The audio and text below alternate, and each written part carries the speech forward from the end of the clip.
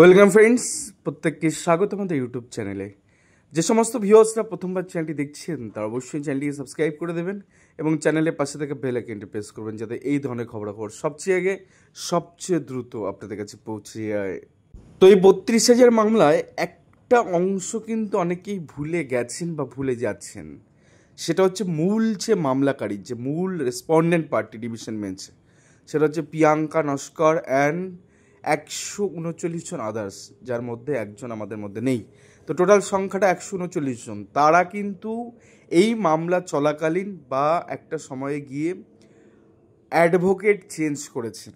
তার মুখ্য কারণ কি ছিল এটা অনেকে ভুলে গেছেন। সে বিষয় নিয়ে আজকে একটু আলোচনা করব আমরা, যাতে করে এই যে 32,000 মামলা যেটা ডিভিশন বেঞ্চে শুনানি চলছে, এবং তারা তো এতদিন তো প্রত্যেকটা দিন দেখবেন তারা উপস্থিত হচ্ছে কোর্টরুমে। তারা মামলার শুনানি সিঙ্গেল বেঞ্চে যখন ছিল, কোঅর্ডিনেট বেঞ্চে, তখনও তারা উপস্থিত থাকতেন এবং এখনও তারা আছেন। এই প্রিয়াঙ্কা নস্করদেরই একটা অংশ, যেটা কিনা অধিকাংশটাই কিন্তু অন্য একজন অ্যাডভোকেটের কাছে তারা চলে গেছেন, এই মর্মে যে আলটিমেটলি মামলার থেকে লাভটা তাদের কি হলো। তো সেই জায়গা থেকে অ্যাডভোকেট তরুণজ্যোতি তেওয়ারিবাবুকে তারা ছেড়ে দিয়েছেন যে 32,000 চাকরি বাতিল হয়েছে, তাতে তাদের বিন্দুমাত্র কিছু যায় আসে না। কার চাকরি থাকলো কার বাতিল হলো তাতে তাদের দেখার কিছু নেই। তাদের চাকরিটা কবে হবে সেটা নিয়ে কিন্তু তারা অ্যাডভোকেট পাল্টেছেন। তাদের অ্যাডভোকেটকে তারা যেভাবে ডকুমেন্ট থেকে শুরু করে সমস্ত কিছু দিয়ে শুরু করে যে কনফারেন্স তারা দিনের পর দিন করে গেছেন, সেখানে কিন্তু কেউ বলুক চায় না বলুক, প্রিয়াঙ্কা নস্কররা কিন্তু 2009-এর মডেল এই মামলাতে তারা বলবে, এবং তারাই কিন্তু মূল মামলাকারী। এবং তাদের হয়ে সৌম্য মজুমদার স্যার, তিনি অবশ্যই যখন আর্গুমেন্ট করবেন 2009-এর মডেল কিন্তু সাইটেশন তিনিই করবেন। এটুকু আমাদের কাছে একদম ভেতর থেকে খবর আছে, এবং আমরা আশাবাদী যে তিনি যে 2009-এর কথা তিনি বলবেন, যেখানে গিয়ে সেম তো হাইকোর্ট, যেখানে জাস্টিস আশা মান্তা স্যারের কোঅর্ডিনেট বেঞ্চের থেকে তিনি 2009-এর মডেলে উত্তর 24 পরগনা জেলা এবং মালদা এবং হাওড়া ডিস্ট্রিক্টের তিনি এইরকম একটা সমাধান সূত্র বেঁধে দিয়েছেন, যাতে করে কিন্তু অনেকে ওএমআরসিতে শূন্য পেয়ে কিন্তু কাট অফ ডেটের মধ্যে যারা মামলা করেছেন তারা কিন্তু স্কুল পর্যন্ত পৌঁছে গেছে এবং বহালতে বেঁধে স্কুল করছেন। ইভেন নর্থ 24 পরগনা 800টা সিট ক্রিয়েট করা হয়েছে, একটা জেলাতেই 800টা সিট। এবার ভাবুন, 20টা জেলাতে আমি যদি 400 করে সিটও ধরি, সেই সংখ্যাটা নেহাতি চলে যাবে 8,000। আর বঞ্চিতরা কিন্তু এই মামলার সাথে জুড়েছে অন্তত সব ছাঁটাই বাছাই করলে হয়তো 3 থেকে 4,000 কি 4,500 কি 5,000। তো ভাবুন না একবার, একটা জেলাতে যদি 800 সিট ক্রিয়েট করা হয়, তাহলে এই ঝুলে গেলেও তো হবে না কেন।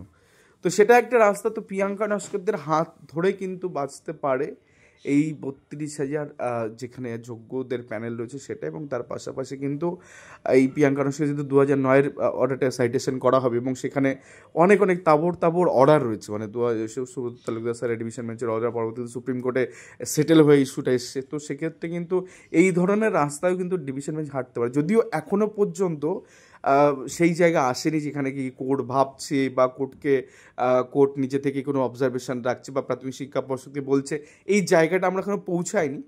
এই যে জার্নিটা চলছে, যে মহাসমুদ্র পার করা হচ্ছে, তারা মাঝখানটায় দাঁড়িয়ে কিন্তু এখনো পর্যন্ত চাকরির কোনো কথা বা এই জাতীয় কিছু কিন্তু এখন আলোচনা হয়নি।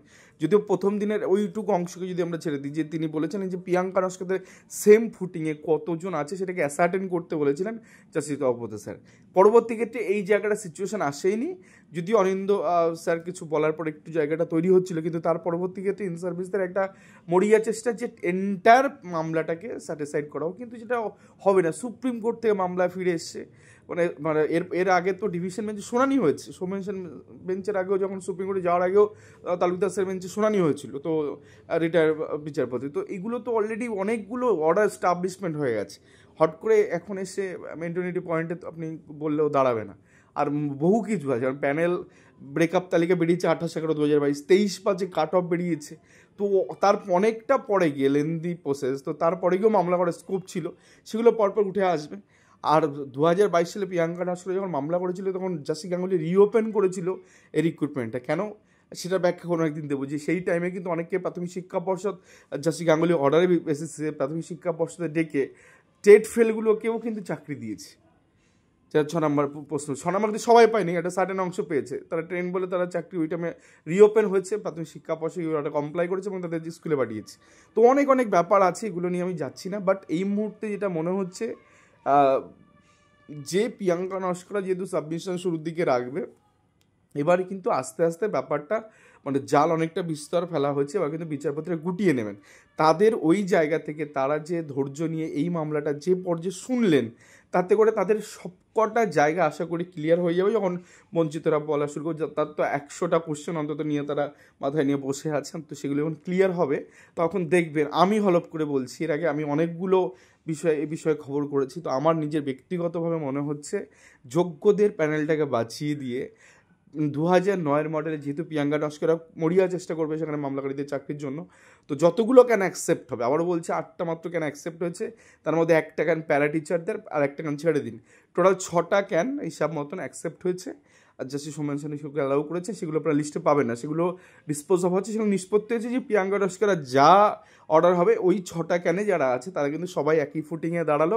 বাকি যতগুলো ক্যান অ্যাকসেপ্ট হবে সেগুলো তো কিন্তু এই প্রিয়াঙ্কার সাথে সেম ফুটিংয়ে তারাও পেতে পারেন, যদিও ক্যানগুলোকে আলাদা একটা দিনে শুনবেন বলে বিচারপতি জানিয়েছেন। তো গোটা বিষয়টা দেখা যাক আর কতদূর যায়। তবে 1000-5 যারা মামলাকারী, যারা ধরুন যদি এই মামলায় থেকে থাকে, তো দিয়ে দিলে প্রাথমিক শিক্ষা পর্ষদ হাফ ছেড়ে বাঁচবে। তার কারণ এই জিনিস কিন্তু এখানে শেষ হবে না, যদি না এখানে সেটেল হয়, এরপরে কাট অফ মামলা আরও পড়ে আছে, 5% অ্যাডিশনাল মামলা পড়ে আছে, অনেক কিছু আছে রিগার্ডিং। তো সেক্ষেত্রে এইটার থেকে নিষ্পত্তি হয়ে গেলে সেগুলো ফিকে পড়ে যাবে।